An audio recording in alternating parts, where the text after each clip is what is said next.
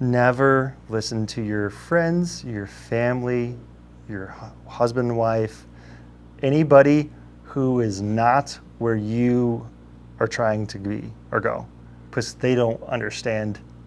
They don't understand it. All right, so today I wanted to talk about loss leaders, specifically in terms of building a business in the beginning. When do you utilize loss leaders, or working for free, or? So depending on which type of business you're in depends on if that's a good idea or not, right? I think loss leaders are something that a lot of businesses will do. So for example, somebody might give out a free cookie with the purchase of every Starbucks, right? So like imagine you give a cookie to somebody that comes and gets a Starbucks drink. That cookie cost you $1, right? And cost probably less than that.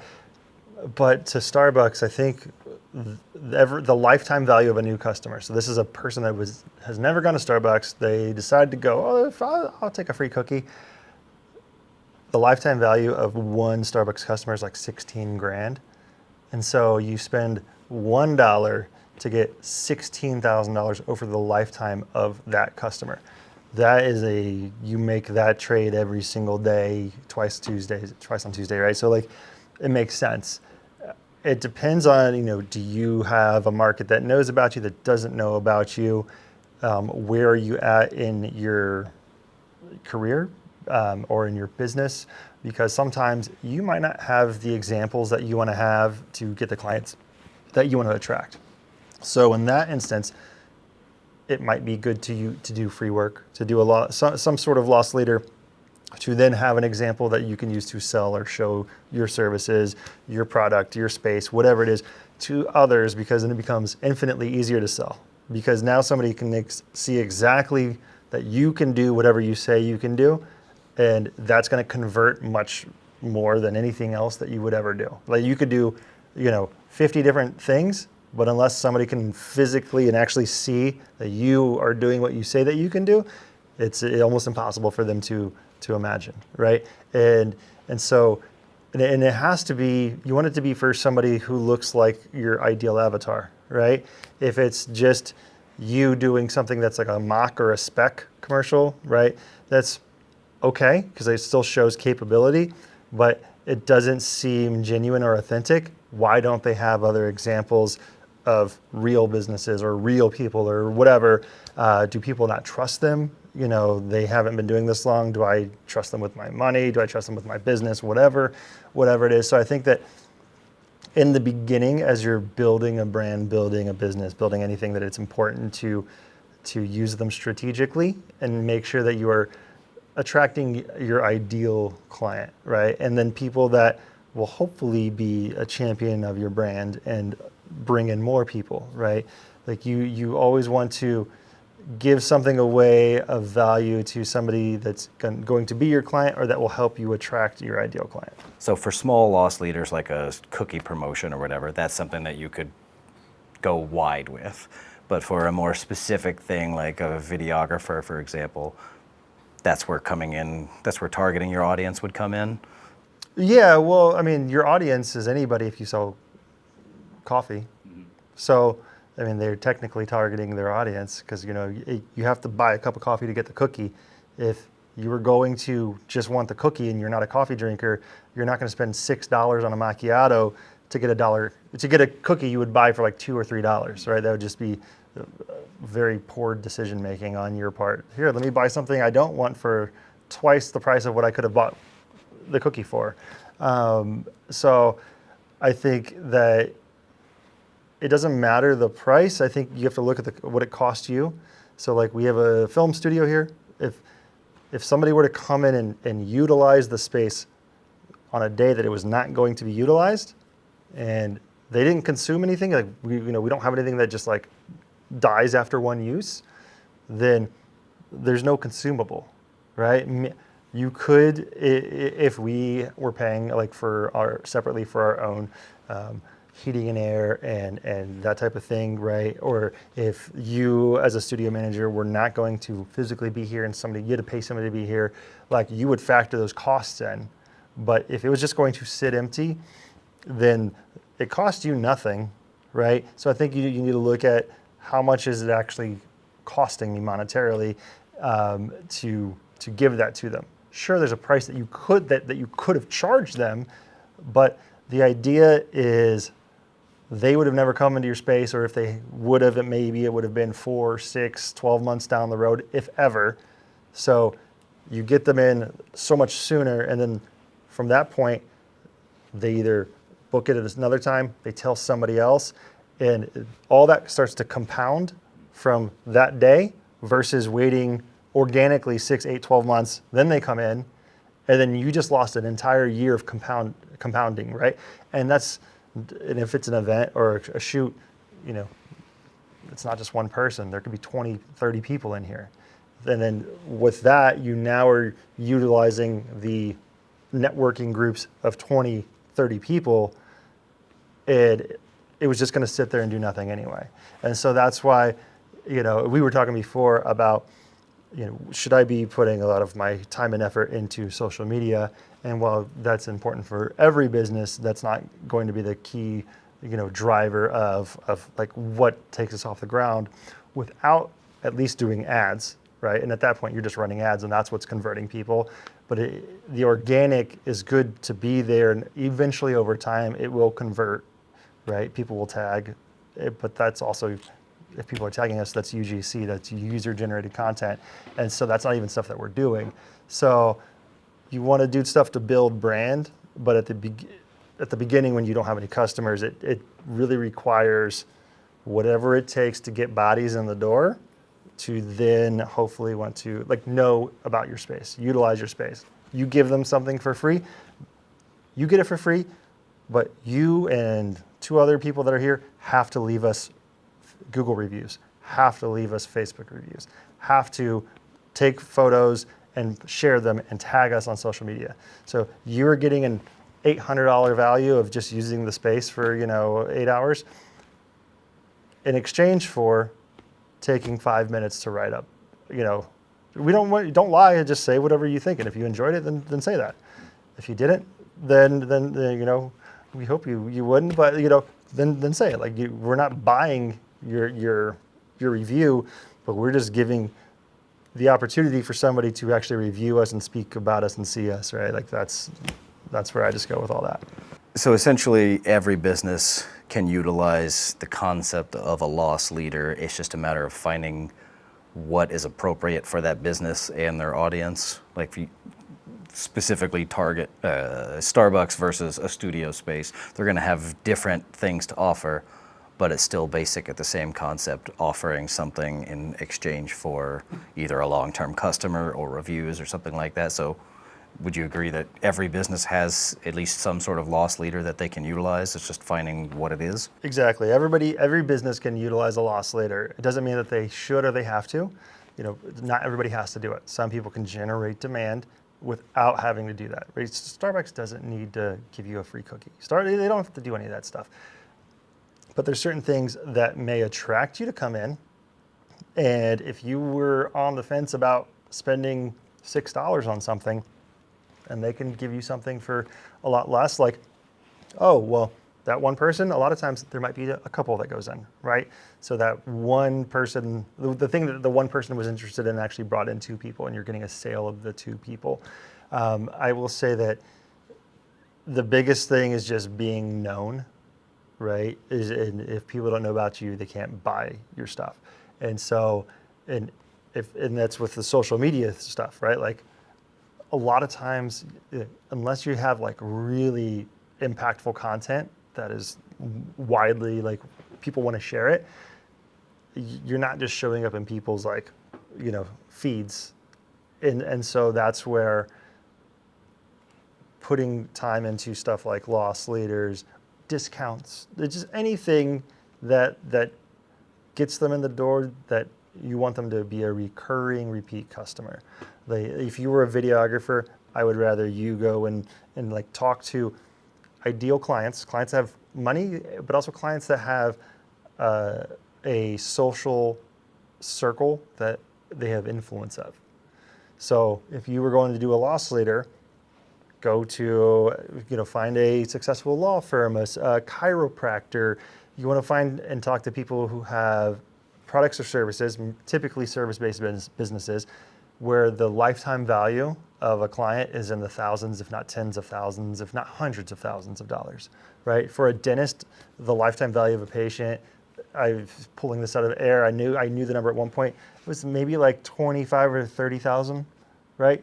So for you to do something for them that could bring them in a new patient, okay, that's a good return, right? Like, and a lot of times, if you can bring them in 10 new clients, you can bring them in $250,000, right? So like, and that's where utilizing businesses with higher margins or bigger dollars, it's much easier to convert those people to paying clients in the future. And if you find somebody who's like has a social network of other successful people, oh, I saw you posted that was really cool, who did that, right? And now you're being talked about. They don't have to know that they didn't pay for it. That can be the whole deal. Hey, I'm willing to do this for you just to see if you like it. If you don't have to pay me, don't have to do anything. But if you do, we can discuss it moving forward. And if anybody asks, I would just appreciate that you let them know that, we did it. And you don't have to say that we did it for free, but if you just let them know that we did it, send them on my way. And another thing, if you recommend or refer somebody to us and they onboard with, or, do something with us, the first 3 months, the first year, I'll give you a kickback of, 10%, 5% of the net profit from the shoot. And then from there, it's not cash, it's to be used on a video project. So we'll just apply that to the balance of anything that you want to do. Because then, now you're not hemorrhaging cash, just giving them cash, right? And you're incentivizing them to bring you people, and then they have to spend it with you. So like in the Midwest here, we have Menards. You go, they do 11% rebate. It's like, year round. You go, you buy something, you get 11% back. They make it hard because they don't just, here's 11% off. You have to save your receipt. You have to fill out a form. You have to mail it in. They're going to send it to you. You have to remember to have that sheet, right? And it can only be used in store. You can't just take it. It's not a Visa gift card, right? So there's a number of ways that you can utilize a simple loss leader to generate clients that are much bigger than that singular client, because you were very selective in who you gave the loss leader to. You didn't give it to some like brand new chiropractor that's new to the area. You didn't give it to, some old law firm that like they don't have any young clients. All their network is aged out of willing to spend money on social, right? You are very particular about this, because then that is how you're going to take something that was free and turn it into $100,000, $200,000, $500,000. And I've done that quite a few times, where I've taken something that was literally nothing and leveraged it into lots of money over years. Expanding on that, in terms of entrepreneurship, just in general, on the broad sense, you've been an entrepreneur for close to a decade, maybe. So during your time as an entrepreneur, what would you say is kind of the biggest lessons that you've learned? Obviously, loss leaders is a big one, but what other things that have you taken away that you would put on the note board as like tenets that all entrepreneurs should follow? My first business ever was I made balloon animals on the side of the road and sold them when I was like 7 years old. And I was on a vacation and somebody was doing balloon animal stuff, and I thought it was so cool. My parents bought it for me, and then I set up a table and I sold it on the side of the road in Ocala, Florida. And then I had a lawn mowing business, and I had other car wash stuff, right? So been in the entrepreneurial game a long time, but there was definitely a window in there where I didn't do anything entrepreneurial, and I had 36 different jobs. Yeah. And here's the funny thing is that's a very similar response. 36 jobs is like, holy crap. Yeah, it's because I don't care, because I don't live or die by a resume. Like I don't care that you see my resume and you're like, oh my God, he was there for this or this, because either I stay somewhere that I shouldn't have been, wasn't supposed to be, didn't like it, didn't suit me. I was constantly trying to find my passion, right? Or I realized it wasn't right, went somewhere else. I lived in all over the country, right? And so like, I think the entrepreneurship has always been in me. So that was just a quick like offshoot of you saying almost a decade in entrepreneurship. I don't think that there's anything that entrepreneurs should or shouldn't do, because everybody is right in what they should or shouldn't do for themselves and wrong in what they should or shouldn't do for others, right? And I think it's because we're all trying to accomplish vastly different goals. And so to expand on that, what is right for me is right for nobody else. So yes, what I'm saying is correct and true, but it is not a blanket statement that you can apply to that entrepreneur or that entrepreneur. And I think that's one thing that a lot of people get wrong, especially like in the earlier stages, where like they think that there's only one way to do something, or that their way is right. And so while it is right, it is not right for everybody. That said, I think this is not the most important. I don't even know what that one would be. I think an important lesson is that you should never listen to your friends, your family, your husband and wife, anybody who is not where you are trying to be or go, because they don't understand. They don't understand it. Zero. They know nothing about what you're trying to do or where you're trying to go. And if they haven't been there before and gotten to that place, then whatever they say is irrelevant, because they cannot.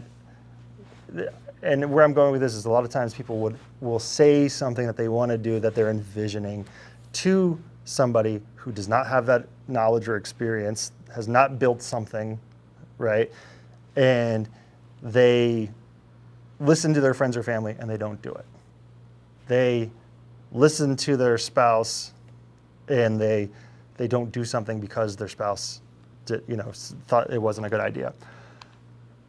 And this has been said literally by every successful entrepreneur, billionaires, Mark Cuban, Alex Hormozy, who's doing insane, lots of money, Grant Cardone, like anybody that you would watch, listen to, care whether you like them or not. Anybody successful in business says the worst thing you can do is listen to other people that you don't want to be like.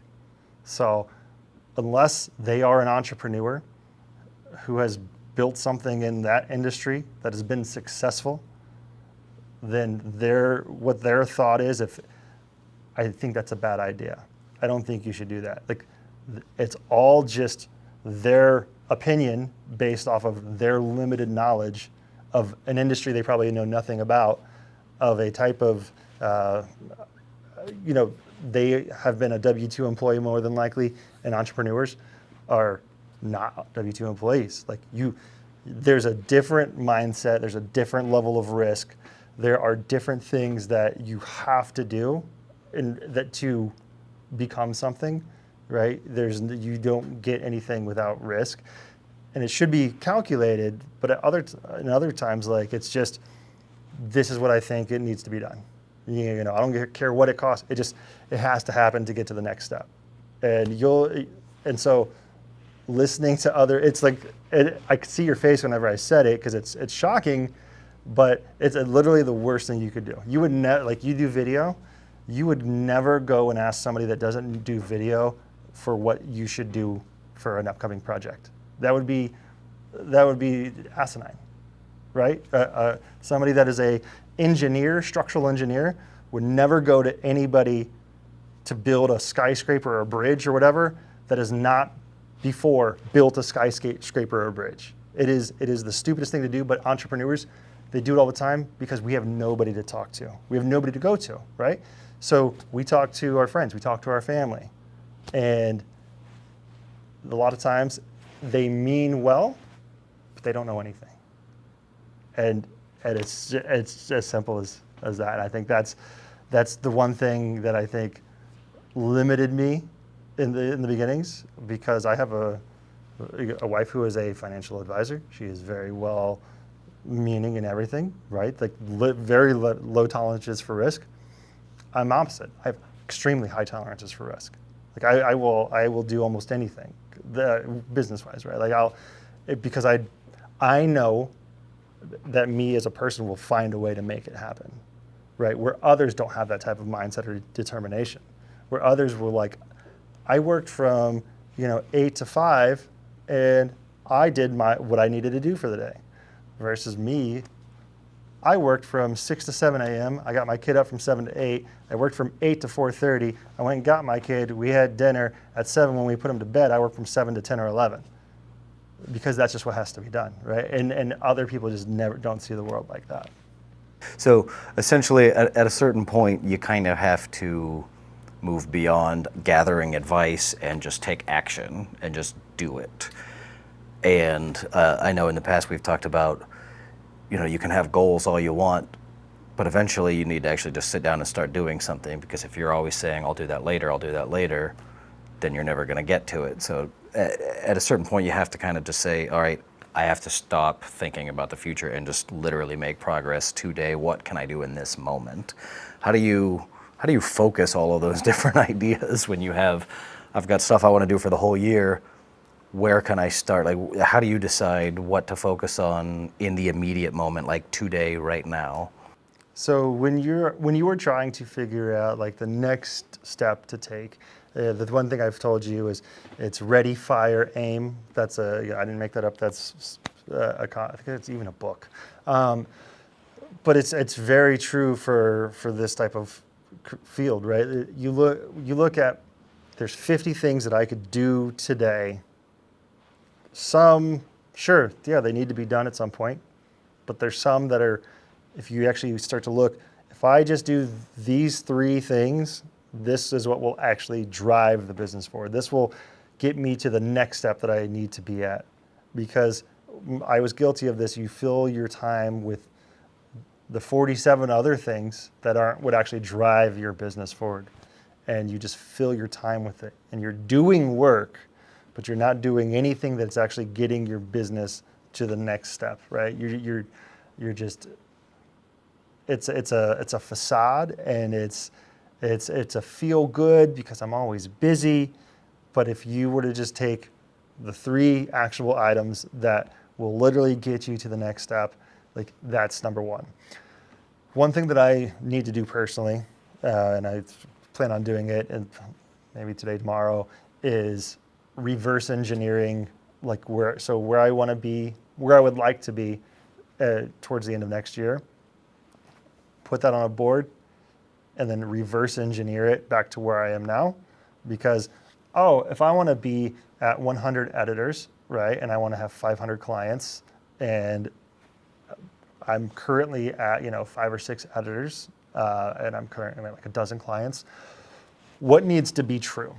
Well, I have to have at least, for 100 editors, at least 8 to 10 project managers. If I have 100 clients, like the onboarding process that we have to have, the back end that has to be built, the billing, and just even find 100 editors, right? Like it might even take building out something aside from like a typical job posting, right? There might need to be a funnel from somebody went to college for editing, somebody's been editing, but they're not at our standards. Well, we can put them through a course, right, to get to our standards. And everybody that passes that course automatically gets a job, right?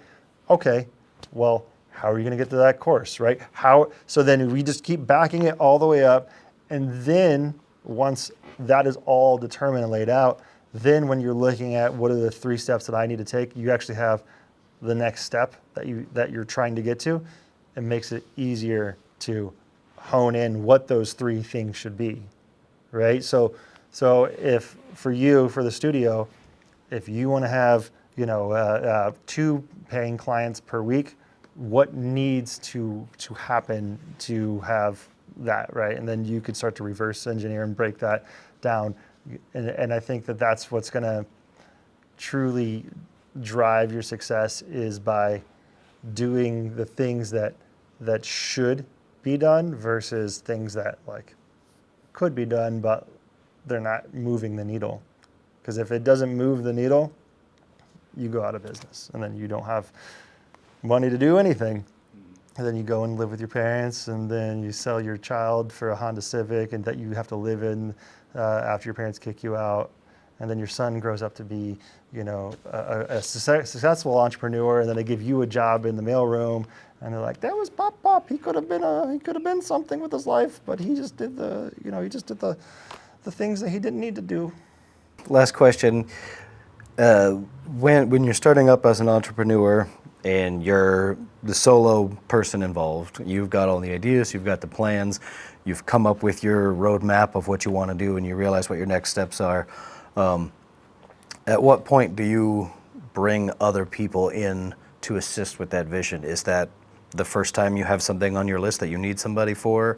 Is that reaching out to somebody in your network to bring it back to like loss leaders? Or how do you know when you're ready to go beyond the planning and then execute?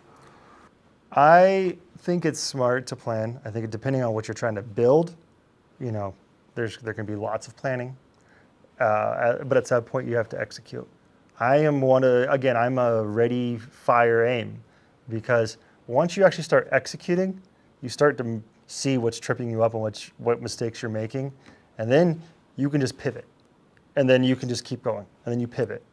The issue that you run into is analysis paralysis and the amount of planning that you're doing. So you do all this planning, but you don't know if it actually works in the real world. And so you've spent months planning, then to go in, then to realize it doesn't work like you thought it would, then you pivot. But if you just would have started right away, you could have pivoted day 2, right? And so like, again, it's that compounding thing of time, of like actionable things, where if you just try to wait, sure, there's some things that should be like that. But the other part, the point to your question, is you should hire out, and some businesses, you know, they just hire 100 people right away. A grocery store, you know, you could hire, my wife used to work for a grocery store. She hired 450 people before the store opened. Obviously, that's a company that was set, not an entrepreneur, but entrepreneurs will open things that need staff. So that's one thing. If you're starting like a lot of entrepreneurs, where maybe it's you and your wife, you should see what are you spending the most time on, that is the cheapest thing that you could pay somebody to do, right? So videographers, typically that's video editing, right? You know, you would rather book as many shoots as you can and go, most you know, DPs or videographers are $1,500 a day, somewhere in there. So, and that's based off of a 10-hour day, meaning that their time is worth $150 per hour, right? And if they go do a shoot and then they go and they do the video editing portion that they could hire out for $50 an hour, they are paying $100 to edit their own videos. They think, oh, I'm saving that money that I'm not paying somebody else. I'm keeping that. That's my money. Well, you sat behind a computer for 3 days, and you could have gone and found new clients. That way in the future, while somebody else is editing those videos, you're at another shoot, earning $1,500 per hour versus earning the $50 an hour that you're saving by not paying somebody else. But again, that's a net loss of $100 per hour. So you just threw away $1,000 that day just to put $500 in your pocket. And so depending on like who you hire, where you outsource stuff, is the things that are taking the most time that cost the least amount. And a lot of times with entrepreneurs, that is a lot of administrative duties. So maybe you can't afford to hire somebody in the U.S.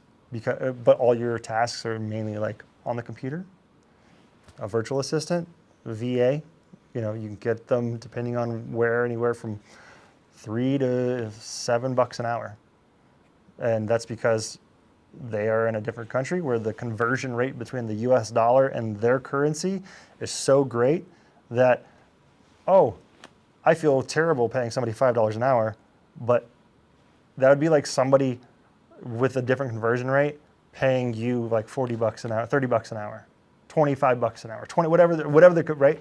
Like, oh, I don't feel bad for that guy, you know, because that guy's actually, that's good money for the US, right? It's the same concept in a different country.